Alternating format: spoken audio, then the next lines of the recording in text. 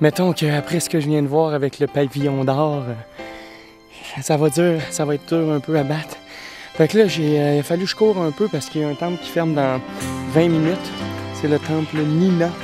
Donc, une dernière petite visite, puis après, je vais peut-être aller me promener dans un petit jardin, si j'ai le temps, bien sûr.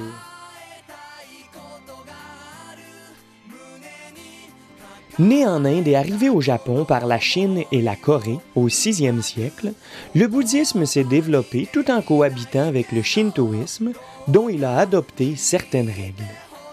Les lieux de culte bouddhiques sont identifiables à leur suffixe ji. Dans notre cas, Nina-ji.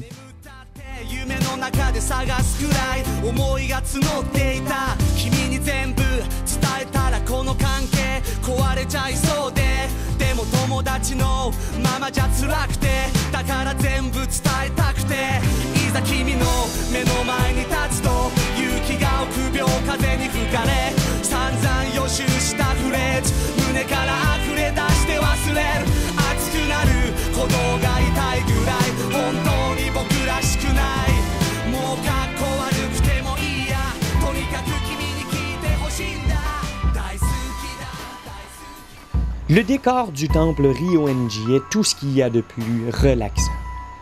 Le jardin de l'étang, très agréable pour une petite promenade, vous permet de vous préparer psychologiquement à ce que vous allez bientôt découvrir. Un jardin sec hors du commun.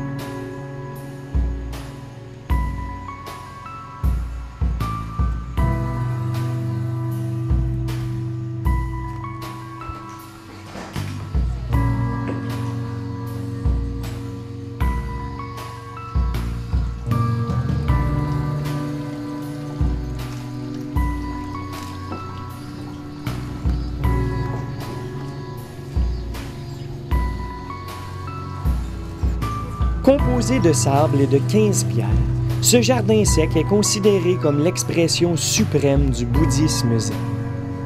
Défiant toute interprétation, il suffit de contempler silencieusement.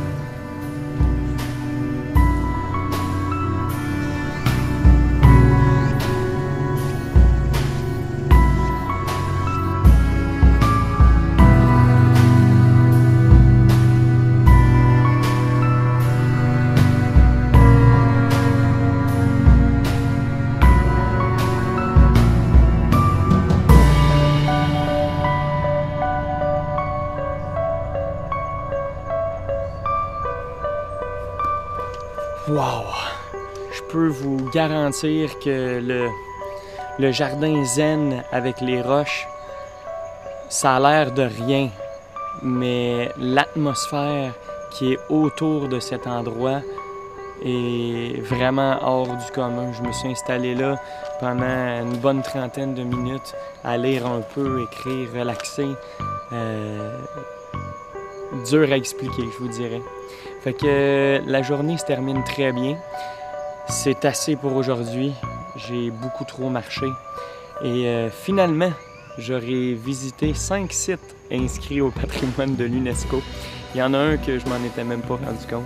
Donc, ouais, une très bonne journée. Là, il est 5h30. Je m'étais levé à 6h ce matin, puis j'ai pas vraiment arrêté. Donc, beer time, man. Boom!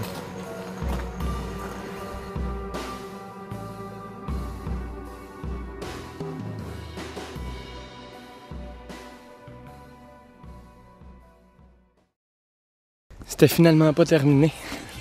Le métro le plus proche est à peu près à 1 km.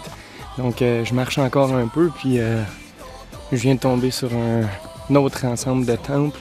Puis le coucher de soleil commence, fait que c'est vraiment hot.